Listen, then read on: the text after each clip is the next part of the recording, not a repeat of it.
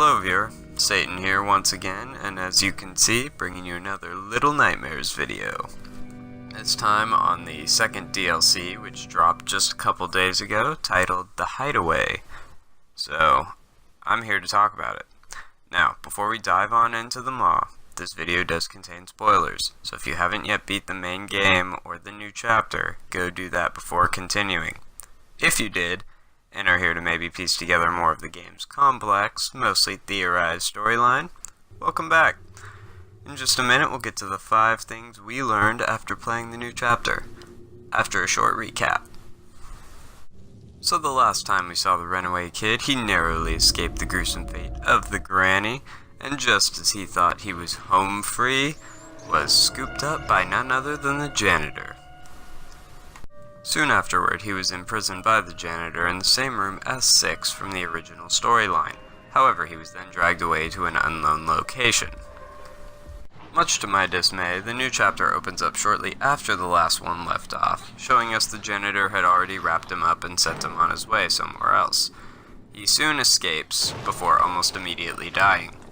However, with the help of the gnomes, he must navigate the engine room and avoid the janitor. Alright, is everyone caught up now? Good. Now, without any more further delay, here's what we learned from this very short, but interesting new DLC. So the first new piece of information the game gives us is regarding the gnomes.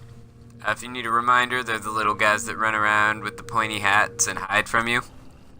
Well, in this game, you can actually go up and befriend them as the runaway kid. And when you do, they help you solve menial tasks like opening doors and solving minor puzzles, until you get to the engine room, and then they stop whatever they're doing and start shoveling coal into a furnace. Now, it leads you to wonder if this is their sole purpose. Do they unintentionally keep the maw floating?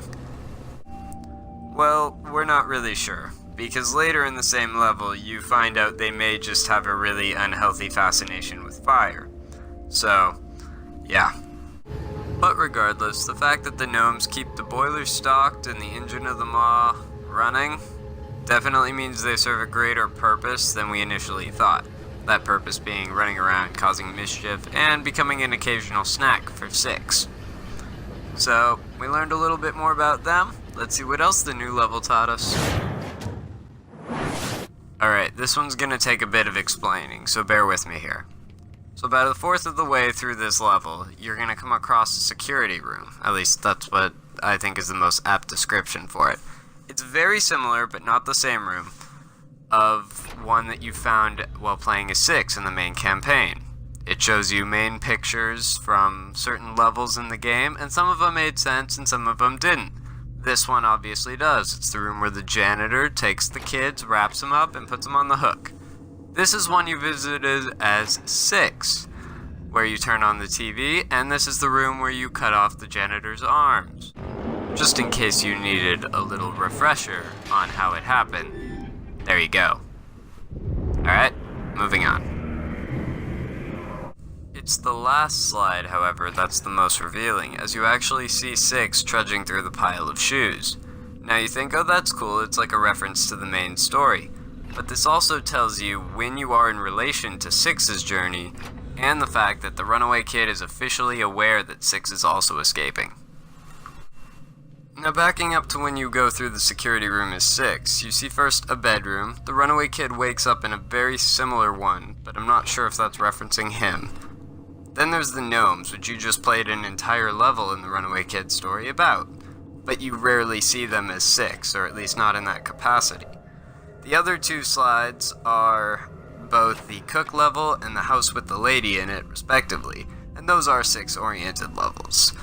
But it's because of that second picture that I believe that these 2 slides that you see in different parts of the game are cross-referencing each other. But that's all speculation. What we do know because of this is that the runaway kid is now officially aware that 6 is escaping around the time he's there, and 6 is not aware of the runaway kid's presence that we know of. So throughout your exploration of the maw, you'll see some drawings, such as this one of the maw itself, and on the floor below an eye. which seems to be one of the symbols of the place. But you never know who put them there. Well, after exploring the nooks and crannies of the Hideaway, you come to the realization that it was probably the Gnomes that put that stuff there. Now that's scary because it means they probably have a better understanding of what's going on in the Maw than even you, the player, does.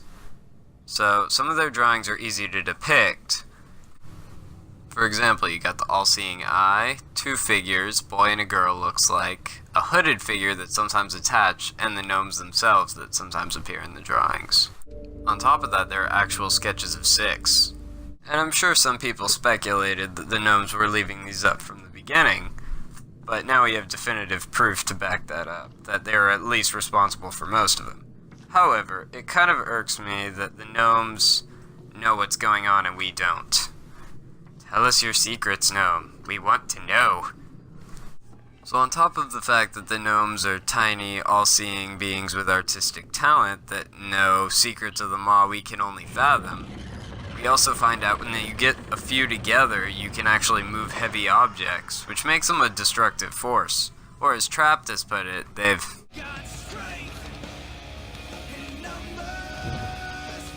So when you put together that the gnomes move freely around the Maw, they seem to know secrets that we can only fathom, and they know how to operate an engine room in massive numbers, you gotta wonder how much power, influence, and knowledge they actually possess. So throughout the game, the most encountered enemy by far is the Janitor. He chases both Six and the runaway kid for a majority of the game. And apparently this level is telling us he did that at the same time. Like whenever he wasn't chasing Six, you were having to sneak past him as the kid in a completely different location. Now, I'm far too lazy to piece this all together time-wise, considering the only actual time frames you're given are when you encounter the Janitor at this point and when the kid's story starts, and I still am not 100% convinced this is not the kid. So maybe he was sent after Six left the room on the line? I don't know. The other, of course, being when the kid sees Six in the security camera in the shoe room.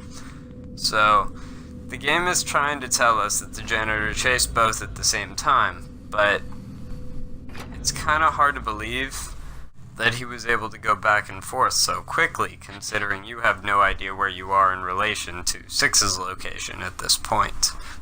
And at any point, for that matter. So, I don't know, maybe there's more than one Janitor, or maybe he's just insanely good at navigating the Maw for a blind guy. But either way, it's pretty damn impressive. Someone should make a timeline, though, and get back to me on that, see if it matches up. That would be great. I will say, though, I wish we were given some sort of indication, like you could hear him screaming after his arms got cut off toward the end, or what. But at this point, we're just led to believe he was able to chase both at the same time, and I guess that's enough for now. So this last reveal should be pretty obvious if you actually finish the game. In the last few seconds, it's revealed that wherever the runaway kid's gonna end up next, there is a very high chance that the lady will be there. So here's hoping for a nice conclusion to this little 3-part DLC storyline. But unfortunately, we won't know whether the kid survives or not until Part 3 drops next February. So before I sign off, let me ask, anyone think the kid will escape the Maw? I know he's not as powerful as Six, and doubt even more that he'll survive. But I do have a theory that he'll play a minor role in Six's escape in the original storyline, possibly by finding the mirror.